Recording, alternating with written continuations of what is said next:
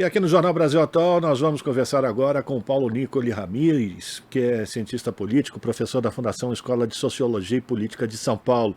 Professor Paulo Nicoli Ramires, muito obrigado pela sua participação. Bem-vindo mais uma vez aqui ao Jornal Brasil Atual. Uma alegria tê-lo aqui conosco.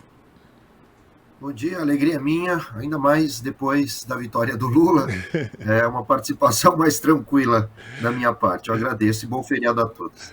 Que assim seja. Professor, vamos fazer então o balanço do governo de transição coordenado pelo vice-presidente Geraldo Alckmin. Qual é a sua avaliação até esse momento do que foi dito, as pressões que estão sendo colocadas, principalmente na área econômica, né? E como tanto Alckmin como Lula têm se colocado nesse processo de transição, na sua avaliação? Bom, primeiro que a gente tem que destacar que o Alckmin ele foi colocado na condição de vice-presidente exatamente para garantir não só uma transição mais tranquila, mas para promover um diálogo com o mercado, né?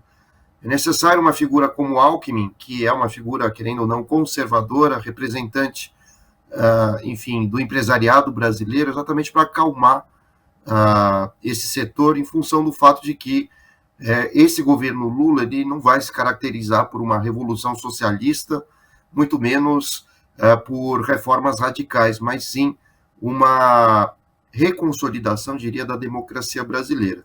Foi essa proposta que Lula resolveu promover desde que se candidatou, de restabelecer a normalidade das instituições, do jogo democrático, e eu tenho a impressão que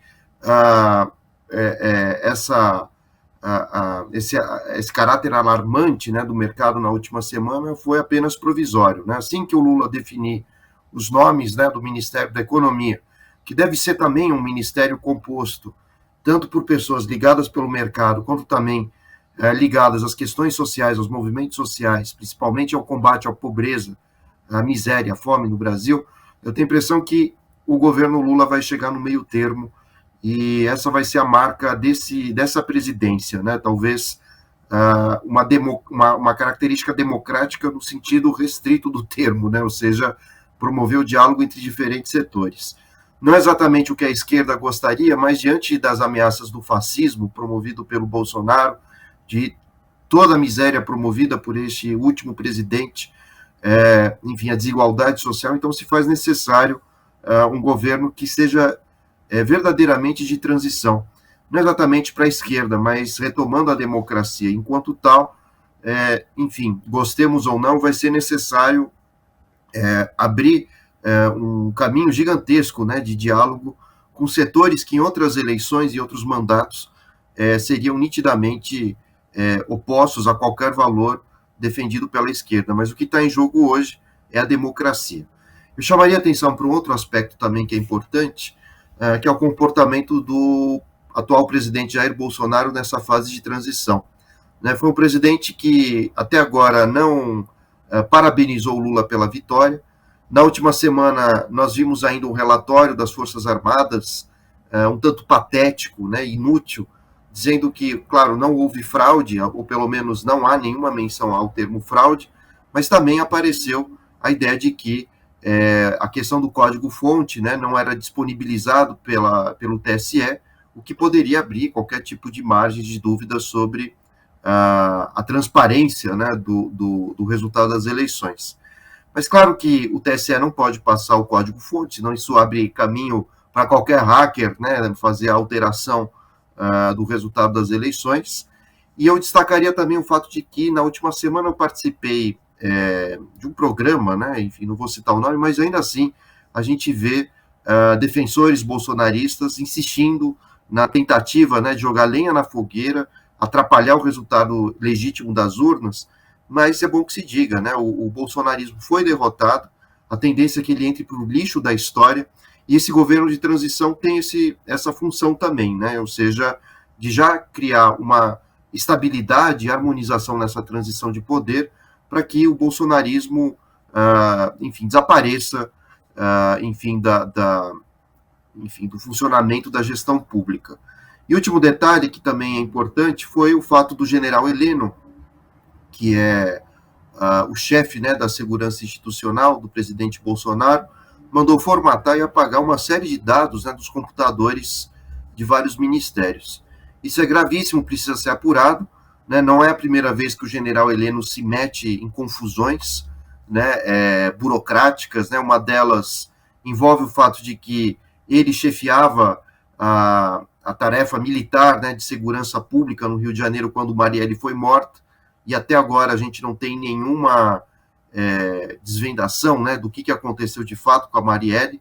E outro caso também esdrúxulo envolvendo o general Heleno foi o caso que envolveu os capacetes azuis, né, ou seja, as forças da ONU no Haiti, e em que ocorreram uma série de abusos sexuais por parte de militares brasileiros, estupros denunciados também junto à ONU, e de fato o general Heleno é acusado de ter feito vistas grossas nessa operação que envolveu uma série de violências.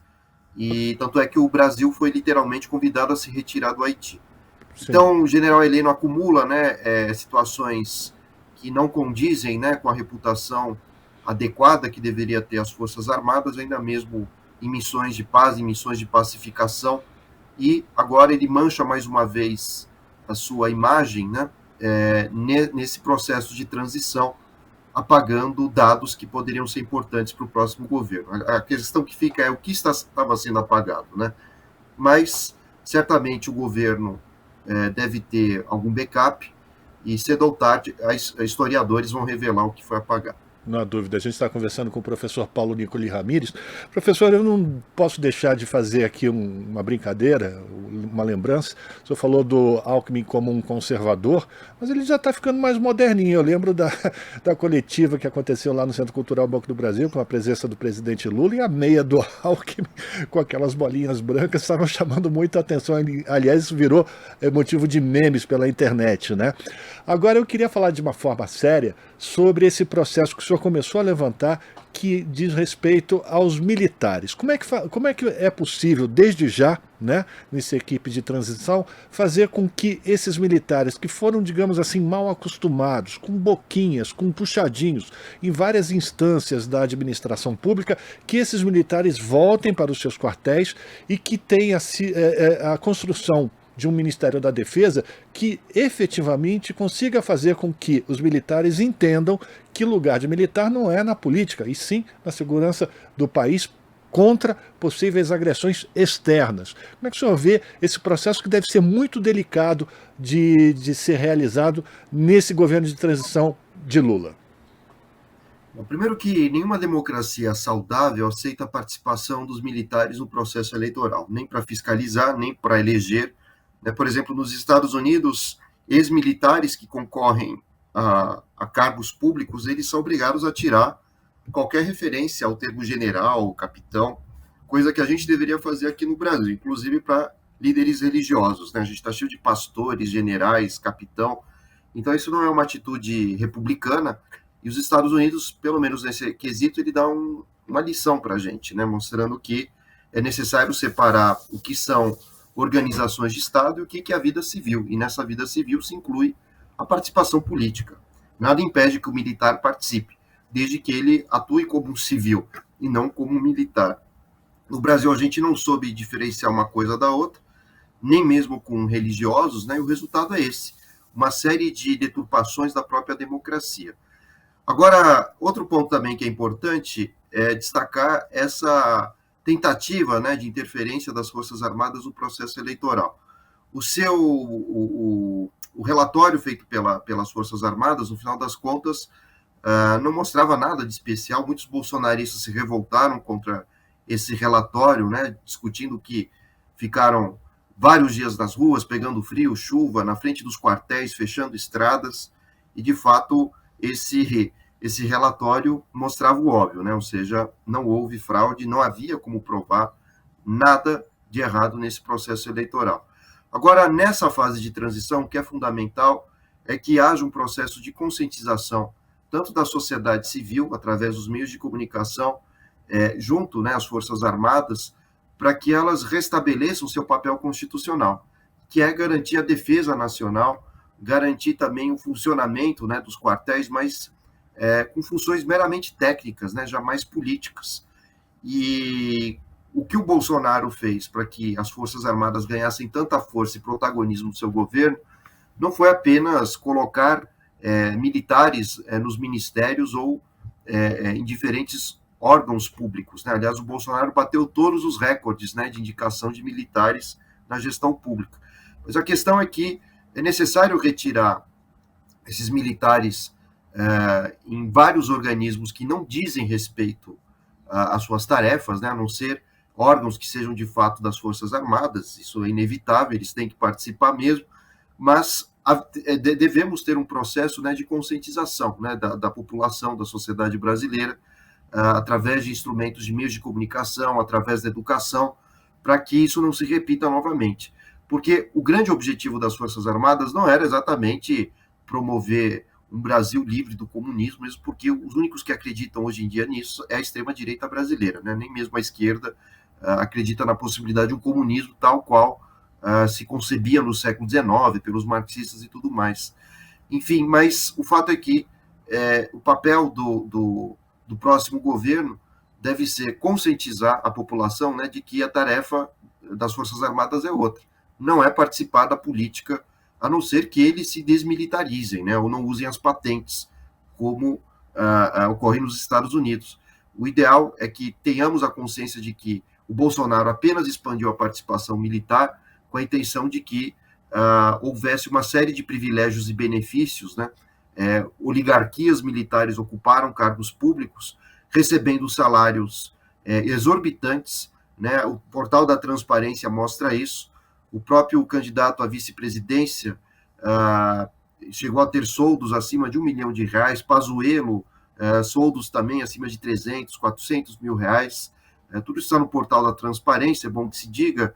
Então, os militares nunca tiveram, de fato, com o governo Bolsonaro, um projeto de se manter no poder enquanto chefe dos executivos, né, o chefe, né, o controlando o poder executivo, mas sim manter privilégios e conseguiu expandi-los, né? A gente não pode esquecer que o Bolsonaro também fez uma reforma salarial e previdenciária, né, dentro das Forças Armadas, aumentando os salários, melhorando seus benefícios, e, de fato, a gente só poderia chegar nesse patamar se os militares, de fato, trouxessem algum grande benefício à população brasileira, o que não é verdade, né? Historicamente, as Forças Armadas, elas muito mais estiveram contra a população do que a favor dela. A gente não pode esquecer do massacre que houve, por exemplo, em Canudos, enfim, do apoio dos militares à ditadura de Getúlio Vargas, assim como também ao apoio, aliás, à ação militar, né, no golpe de 64.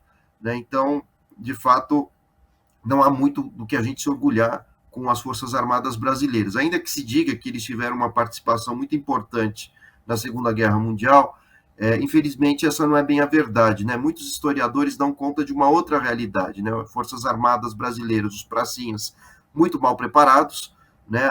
Generais ingleses e americanos dizendo que nunca haviam visto tropas tão mal preparadas, né? Tanto é que essas tropas, com todo o respeito, acabaram servindo muito mais como espécies de estagiários do que necessariamente na linha de frente. Né? Tá certo que na Batalha de Monte Castelo participaram alguma coisa, mas sem grande protagonismo. Então, essas são as nossas Forças Armadas. Né? Elas sempre foram o escuro das elites brasileiras, das oligarquias, e pouco interessadas com a população.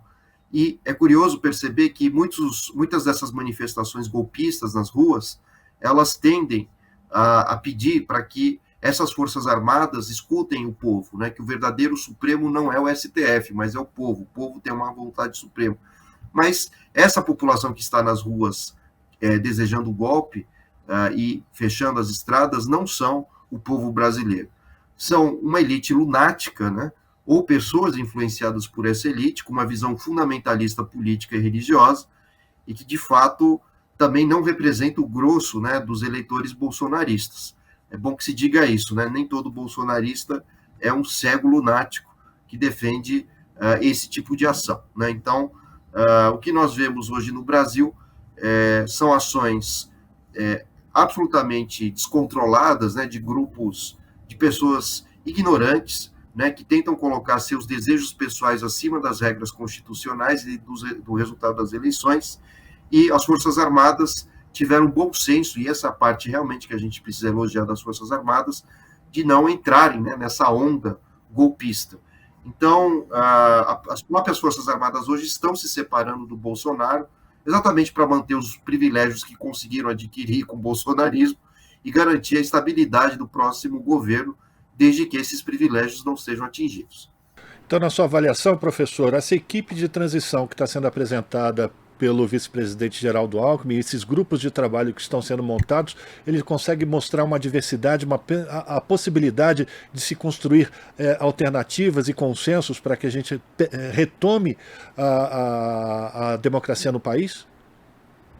Sim, de fato, o Lula de fato se propôs a fazer talvez o que seja na história brasileira o governo mais democrático. Né? Talvez a gente não veja tantos logros, né, como os desejados originalmente, ou os previstos, mas em termos de diálogo, de abrir caminhos, né, para os partidos, mesmo opositores, por exemplo, o PSDB, partidos que derrubaram a ex-presidenta Dilma, como o PSD, né, parte do MDB, enfim, ou até mesmo diálogo com alguns deputados e senadores do PL, que no primeiro mandato do presidente Lula, no primeiro e no segundo, foram favoráveis ao presidente Lula, inclusive o Lula tinha o vice-presidente, o José Alencar, que era do PL, né? Hoje partido do Bolsonaro. Então, de fato, é um governo diverso, a gente vê desde o PSOL, o PCdoB, andando com e negociando, né, com partidos como o PSD, MDB. Então, a função principal do presidente Lula não é exatamente promover reformas radicais à esquerda, mas sim políticas necessárias para manter a democracia, para que o debate ocorra num nível civilizado e que, ganhando ou perdendo, a gente tenha certeza de que as regras democráticas serão obedecidas e que o vitorioso será respeitado pelos derrotados e vice-versa. Então, essa é a grande função do presidente Lula. O que se assemelha muito ao que fez Nelson Mandela, quando, depois do fim do apartheid, em 1994, na África do Sul, assumiu a condição de presidente daquele país. E o que o Mandela fez não foi uma revolução da população negra vingando-se, né, contra os brancos, mas sim um governo de coalizão, de consenso, de diálogo, e não por acaso ele ganhou o Prêmio Nobel da Paz. Lula, me parece, vai pelo mesmo caminho, ou seja, buscando negociações civilizadas, sem nenhuma intervenção violenta ou anticonstitucional. Professor, para a gente terminar, sua avaliação da participação do presidente eleito Lula na COP27, ele segue hoje para o Egito e já tem uma série de encontros agendados e depois também ele deve fazer um giro pela Europa, já como, eu já falei aqui, não como presidente de direito, mas como presidente de fato, né, de direito a partir do dia 1º de janeiro. Como é que o senhor avalia esse giro já do ex-presidente Lula e ele sendo convidado e sendo ouvido já como presidente do país? Isso só está acontecendo porque o Bolsonaro é uma figura absolutamente insana para a comunidade internacional. Né? Hoje o Bolsonaro não passa de uma figura decorativa ocupando a presidência. Lembrando aquela carta, né, que o Temer mandou para Dilma, dizendo que era uma figura decorativa, que não tinha muitas funções. Então hoje o Bolsonaro está totalmente isolado, nem mesmo as Forças Armadas dão muita bola, digamos assim, para o Bolsonaro. E se o Bolsonaro tivesse condições de manter a civilidade e a capacidade de governar e o bom senso, certamente ele estaria fazendo essa viagem ao lado de Lula, ou até mesmo sozinho e sendo respeitado pela comunidade internacional. Mas não é o caso, né? O Bolsonaro foi um par internacional, recordista, desmatamento, desrespeito aos direitos indígenas, né? Queimadas de florestas, etc. Então, de fato, não havia nenhum interesse da comunidade internacional na participação de Bolsonaro na COP27. Resultado dessa história é que o Lula e o seu gabinete, né, que está para ser formado, acaba sendo convidado para essa conferência com a intenção de já prever, né, o futuro das políticas brasileiras ambientais, o que demonstra, no final das contas, que há um desejo da comunidade internacional de que Bolsonaro não siga na presidência. Né? O melhor exemplo disso foi o Biden, né, no dia do resultado da eleição, do segundo turno, dia 2 de novembro, menos de 40 minutos após o TSE confirmar a vitória de Lula, o Biden foi o primeiro chefe de Estado a parabenizar o Lula pela vitória, lembrando que o Bolsonaro foi o último presidente da América Latina, um dos últimos do mundo, a parabenizar o Biden pela sua vitória há mais ou menos 2 anos atrás. Então, isso mostra que o Biden, além de ser muito favorável às pautas ambientais, isso mostra como o Bolsonaro, em linhas gerais, no mundo internacional, ele acabou sendo visto como um pária. E o Lula vai como, de fato, presidente de fato. Hoje, de fato, quem governa é esse governo de transição, né, junto com Alckmin, junto com Lula, e cabe ao Bolsonaro agora, enfim, sair com o rabo entre as pernas, aceitar a derrota e aguardar por todos os trâmites jurídicos, né, que devem envolvê-lo, pelos casos que envolvem o desmatamento, as queimadas de respeito, né, os direitos dos indígenas, assim como também os problemas que envolveram a pandemia e mais 650 mil mortos aqui no país, fora a questão da inflação, das pedaladas fiscais. Então, me parece que o Bolsonaro hoje tem outras preocupações do que governar. Isso sugere, né, os motivos do seu silêncio, e o grande temor do Bolsonaro é que ele seja condenado junto com seus filhos, se não em instâncias brasileiras, certamente internacionais. Sem dúvida, eu acho que é fundamental a gente sempre ressaltar isso, né, professor? Que é preciso responsabilizar as pessoas que foram ou que participaram dessa gigantesca mortandade de brasileiros por conta da pandemia. Exatamente, alguns estudos já demonstram, como no caso do Amazonas, em que o povo brasileiro foi colocado como um grupo de estudos sobre a transmissão dessa doença. Professor, muito obrigado pela sua participação. Abraço para o senhor, sempre bom ter as suas avaliações, as suas considerações sobre as relações políticas que estão aqui colocadas no nosso país, e a gente convida o senhor para participar mais vezes, para continuar falando desse governo de transição e também, quem sabe, já dos primeiros nomes que serão indicados pelo presidente Lula. Muito obrigado pelo convite, sempre uma honra poder participar. Desejo um bom feriado a todos. Que assim seja. Conversamos com Paulo Nicoli Ramires, aqui no Jornal Brasil Atual. Estamos apresentando Jornal Brasil Atual. As notícias que os outros não dão.